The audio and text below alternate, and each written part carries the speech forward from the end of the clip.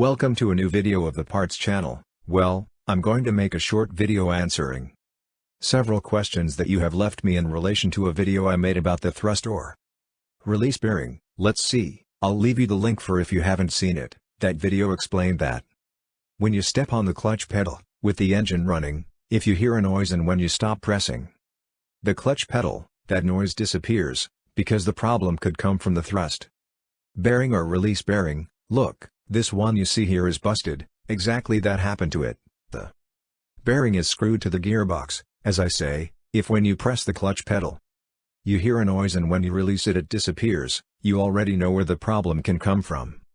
Someone has written a comment, that to him, in the engine of his car, it is the opposite. He starts the car engine and hears noise in the engine, and when he presses the clutch pedal it disappears that noise. Then, almost certainly, the problem comes from this other part, the flywheel. Okay? Well, I hope this short video has been useful to you, and if so, don't forget to give a like and subscribe to the channel.